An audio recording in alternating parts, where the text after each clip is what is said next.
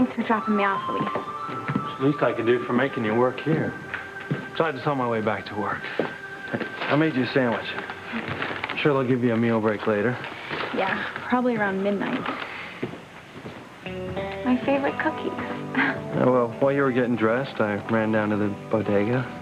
Just like the lunch you used to make me for school when I was a kid. You've always taken care of me, Luis. And I always will. I'm your brother.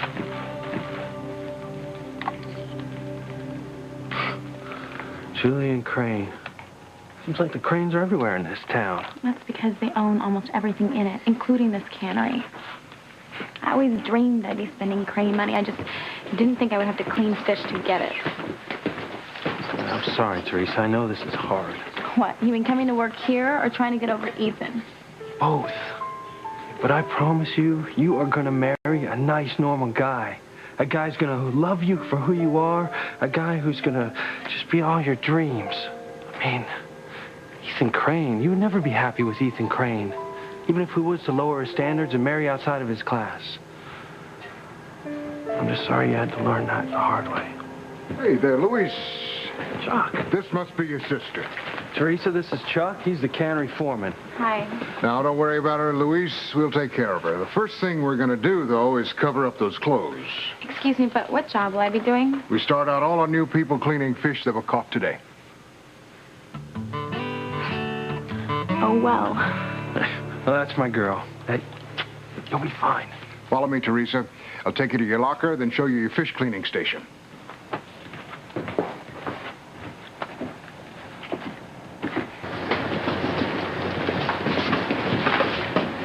I've got these goggles right.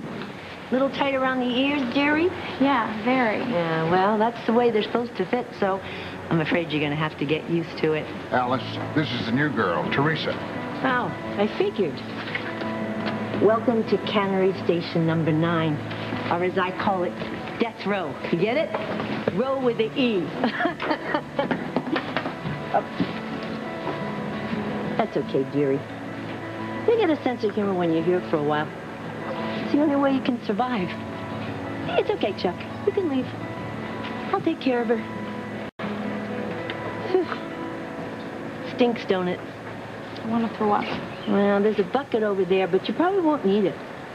Everybody gags at first, but you would be surprised, amazed, how quickly they get over it, though. How long have you worked here? Let me see. Next month will be 18 years. No offense, ma'am, but I'd rather be dead than do this that long. You know, it's not so bad. I mean, not for me, anyway. But you are awful young to be stuck cleaning fish. This job doesn't do much for your love life, either.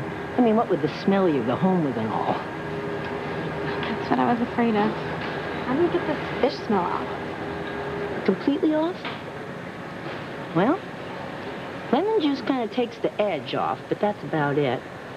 I heard people talk about tomato juice, you know, since it does such a good job on the skunk odor, that if you ask me, it really lets down on the cod. What I do? I wear a lot of perfume. It's not a cure, it's a cover-up. But you know, come to think of it, I don't think there is a cure. And seeing that after a couple of weeks, it seeps into your skin. Once, I had 12 cats follow me home. Oh, don't worry, dear. Probably won't happen to you. Doesn't really matter if it does. Yeah, so you say. But, well, your boyfriend say. Unless you're lucky like me. My guy, he works the boats. He thinks the whole world smells like fish. Your boyfriend a fisherman, too? I don't have a boyfriend. And I never will. Well, first thing you do is cut the head off. Nice and clean, just like that. How come a pretty girl like you doesn't have a boyfriend? I've sworn them off forever. My brother thinks maybe I should join a convent, and I might. Well, it's true. The entire male gender leaves something to be desired, but, you know, in my opinion, life's more interesting with them than without them. What happened? No, let me guess. Your boyfriend cheated on you and broke your heart. In a way. How did you know? Honey, I've seen it all. I know all the signs. You'll get over it. Trust me. Never. You with him a long time? Practically my whole life. I had pictures of him all over my room. I was sure we'd get married and be together forever. They're bums. That's all there is to it. Here, your turn. He's with another woman now, and I doubt I'll ever see him again. That's probably for the best. For both of us.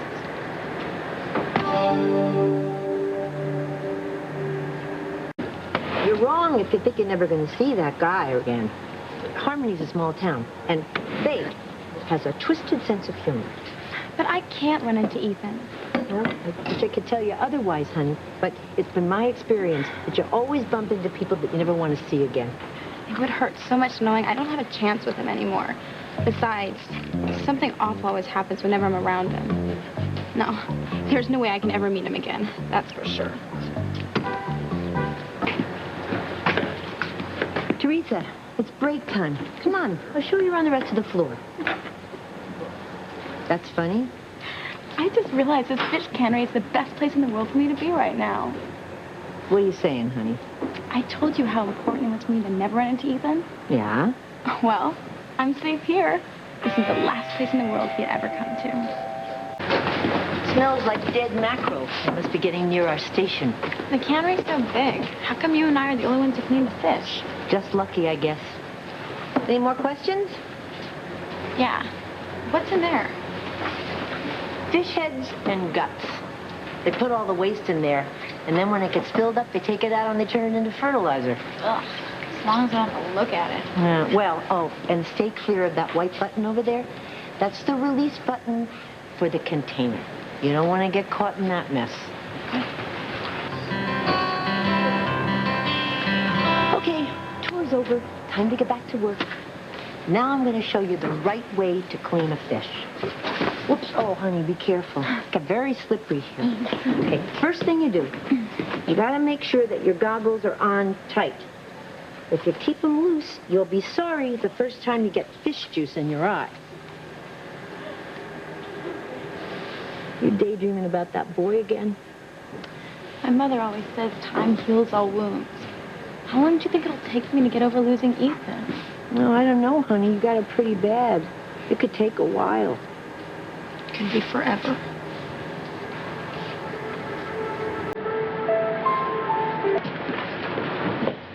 I can't work without the radio on. I hope you don't mind. No. I love this song.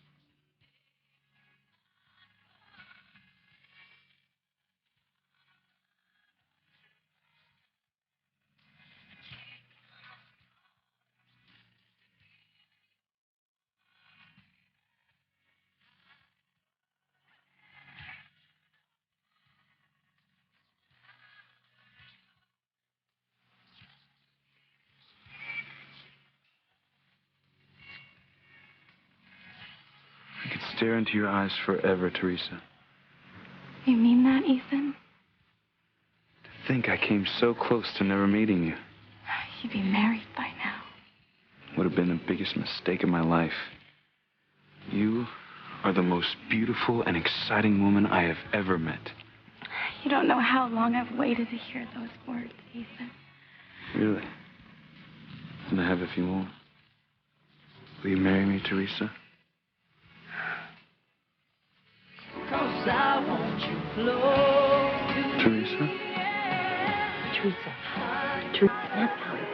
Jackson is way over here. Where?